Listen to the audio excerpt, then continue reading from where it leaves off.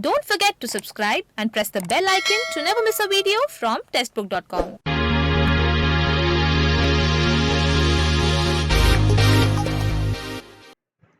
नमस्कार, स्वागत है आपका टेक्स्टबुक.com में। 27 मई यानी भारत के पहले प्रधानमंत्री पंडित जवाहरलाल नेहरू की डेथ एनिवर्सरी। 27 मई 1964 को भारत के पहले प्रधानमंत्री पंडित जवाहरलाल नेहरू जी का निधन हो गया था। और जैसा कि आप लोग टाइटल देखकर समझ ही गए होंगे, आज हम बात करने वाले हैं इंडिया विदाउट नेहरू। अगर पंडित नेहरू नहीं होते तो भारत कैसा होता, कैसी होती भारत की तस्वीर।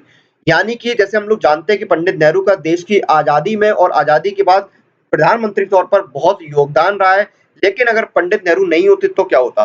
पंडित नेहरू जिनको आधुनिक भारत का शिल्पकार यानी आर्किटेक्ट ऑफ मॉडर्न इंडिया कहा जाता, अगर पंडित नेहरू नहीं होते तो कैसी होती शक्ल और सूरत मॉडर्न इंडिया की। अगर पंडित नेहरू नहीं होते तो इंडिया के पास क्या नहीं होता। यही सारी चीजें आज हम डिस्कस करने वाले हैं इंडिया विदाउट नेहरू में। तो आइए शुरू करते हैं। सबसे पहले जानते हैं उनका प्रारंभिक जीवन यानी अर्ली लाइफ। 14 नवंबर 1889 में पंडित जवाहरलाल नेहरू का जन्म हुआ। उनके पिता का नाम मोतीलाल नेहरू था। फिर उन्होंने हैरो स्कूल से अपनी स्कूलिंग की। उसके बाद वो ट्रिनिटी कॉलेज कैम्ब्रिज चले गए, जहां से उन्होंने नेचुरल साइंस में ग्रेजुएशन किया। उसके बाद वो भारत लौटे और उन्होंने खुद को इलाहाबाद हाई कोर्ट में एक वकील के तौर पर एनरोल किया। लेकिन उनका जो ज्यादा दिमाग है वो वकालत से ज्यादा देश के आजादी आंदोलन और पॉलिटिक्स में लगता था। फिर हम बात करते हैं स्ट्रगल फॉर इंडियन इंडिपेंडेंस। देखिए, struggle for Indian Indian independence या फिर पॉलिटिक्स की बात करें तो नेहरू अगर 1912 के सालाना अधिवेशन इंडियन नेशनल कांग्रेस के सालाना अधिवेशन में शामिल नहीं होते तो वो शायद राजनीति या फिर देश की जो आजादी का आंदोलन है उसमें नहीं आ पाते। तो 1912 का जो सालाना अधिवेशन था इंडियन नेशनल कांग्रेस का, उसमें नेहरू का शामिल होना पहला कदम था उनका राजनीति और देश की स्वतंत्रता संग्राम में आने का। उसके बाद 1913 में उन्होंने देश में कुछ योगदान देने के लिए आजादी में एक कदम उठाया था, और वो कदम ये था कि उन्होंने फंड कलेक्ट किए थे मूवमेंट के लिए 1913 में।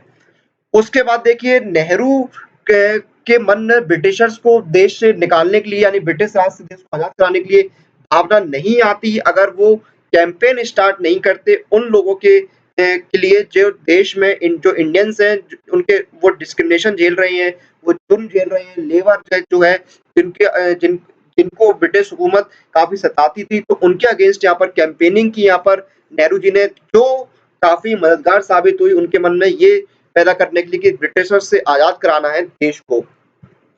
उसके बाद देखिए, अगर नेहरू जी सक्रिय रूप से पहले इतने बड़े देखिए नेताओं के बीच अगर 1916 का जो होम रूल मूवमेंट है उसमें शामिल नहीं होते तो कहीं ना कहीं उनके अंदर वो जो लीडरशिप है वो नहीं आ पाती। क्योंकि देखिए 1916 की बात है जब एनी बेसेंट की लीडरशिप में कई जो नेशनलिस्ट जो थे, राष्ट्रवादी नेता थे, वो शामिल हुए और वहां पर उन्होंने सेल्फ गवर्नेंस की डिमांड करी।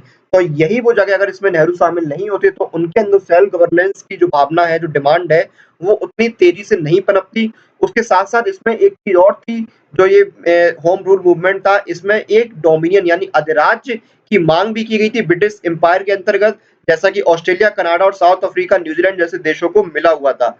तो ये जो अधिराज्य की मांग थी, जिसमें अगर नेहरू होम रूल मूवमेंट में शामिल हुए थे और इसमें अधिराज्य की मांग हुई थी, तो इस अधिराज्य की मांग जो हुई थी, डोमिनियन की मांग हुई थी, इसमें नेहरू ने कहीं न कहीं भारत के पूर्ण स्वराज की मांग को भी उनके अंदर जगाया। यानी वो चाहते थे कि भारत पूर्ण रूप से आजाद हो। तो ये होम रूल मूवमेंट पे अगर कहीं न कहीं नेहरू अगर शामिल ना होते तो उनके अंदर जो पूर्ण स्वराज की भावना है वो इतनी जल्दी नहीं पनपती। फिर बात आती है non cooperation movement. Non cooperation movement Nehru के जीवन का पहला नेशनल इन्वॉल्वमेंट था, सबसे बड़ा। अगर वो इस मूवमेंट में शामिल नहीं होते तो कहीं न कहीं उनके अंदर जो लीडरशिप की भावना है और जो उनका सबसे बड़ा इन्वॉल्वमेंट है वो देश के सामने नहीं आ पाता। और he lead the movement in united providence now in Uttar Pradesh, यानी उत्तर प्रदेश में उस समय पे यूनाइटेड प्रोविडेंस था, वहां पर उन्होंने इस मूवमेंट को लीड किया और इस लीड ने उनके अंदर लीडरशिप की क्वालिटी जगाई। और 1921 में जब वो इस मूवमेंट में शामिल होने के लिए 1921 में उनको गिरफ्तार भी कर लिया गया। उन पर चार्जेस लगाए गए एंटी गवर्नमेंटल एक्टिविटीज के, और 1921 में जब उनको गिरफ्तार किया गया उसके कुछ समय बाद उनको छोड़ भी दिया गया। लेकिन इस मूवमेंट में अगर वो शामिल नहीं होते तो कहीं ना कहीं उनकी जो लीडरशिप है और देश के प्रति जो उनकी भावना है देश को आगे ले जाने की, वो सामने नहीं आ पाती देशवासियों के सामने। तो इस मूवमेंट में शामिल होना बहुत बड़ा एक स्टेप था नेहरू जी का और उनका ये पहला बिग नेशनल इन्वॉल्वमेंट था नॉन कॉपरेशन मूवमेंट में शामिल होना। उसके बाद देखिए, जो विदेशी सहयोगी को साथ लाने में नेहरू जी का बहुत हाथ है। अगर नेहरू जी अंतर्राष्ट्रीयकरण नहीं करते इंडियन फ्रीडम स्ट्रगल का, तो जो विदेशी सहयोग है वो नहीं मिल पाता भारत को। नेहरू जी ने देश की जो राष्ट्रवादी छवि है उसको देश के सामने विदेशी सहयोगी के सामने जाहिर किया और उन्होंने ऐसे देश जो आज़ाद हैं और जहाँ पर डेमोक्रेसी है, उनसे मदद माँगी, सहयोग माँगा कि भारत का जो फ्रीडम स्ट्रगल है उसमें मदद करें। तो नेहरू का अंतर्राष्ट्रीयकरण करना बहुत बड़ा एक कदम साबित हुआ। जो विदेशी देश हैं, जो आज़ाद हैं और जहाँ पर डेमोक्रेसी है, उनके सहयोग मिलने में। उसके बाद देखिए, अगली अगर हम बात करें, अगर नेहरू जी सुभाष चंद्र बोस के साथ क्लोज़ली काम नहीं करते, तो जो फ्री कंट्रीज़ हैं, उनकी सरकारों का सहयोग, उनके साथ जो रिलेशनशिप है, वो इतने अच्छे नहीं हो पाते भारत के। तो नेहरू का सुभाष चंद्र बोस जी के साथ काम करना इतनी क्लोज़ली बहुत अहम साबित हुआ भारत का उन देशों के साथ रिलेशनशिप बनाने में, अच्छे रिलेशनशिप बनाने में, जो आज़ाद है, जहाँ जो फ्री कंट्रीज़ हैं, उनकी सरकारों के साथ। उसके बाद देखिए, सत्याग्रह मूवमेंट।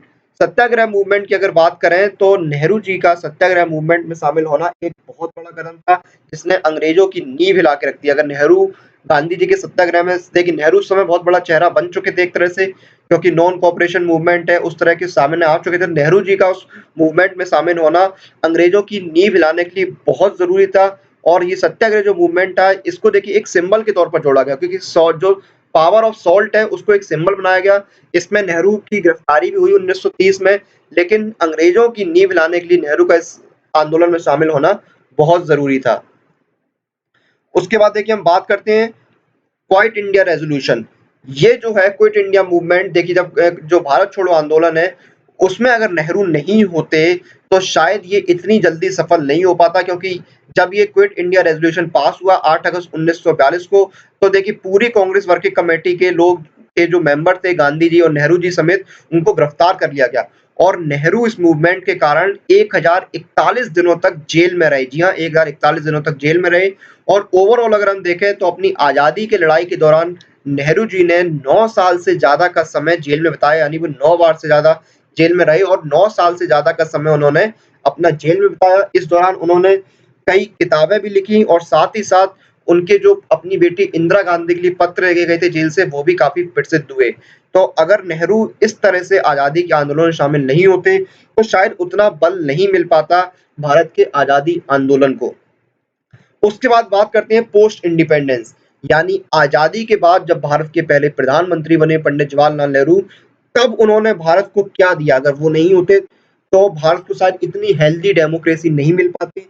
जब देखिए देश भारत आज़ाद हुआ, तब देश में देखिए पार्टीशन हो गया था, देश में भुखमरी थी, बंगाल में कुछ समय पहले अकाल पड़ा हुआ था, इसमें लाखों लोगों की जान गई थी, पार्टीशन का जो गम है वो अलग था, देश में बहुत बड़ी आबादी गरीब और इलिटरेट थी, एजुकेशन की कमी थी, तो उस समय पे लोग बोल रहे थे कि भारत में डेमोक्रेसी सफल नहीं होगी। लेकिन नेहरू जी की जो सोच थी वो ये थी कि देश एक सोशलिस्ट सेक्युलर डेमोक्रेटिक रिपब्लिक बने।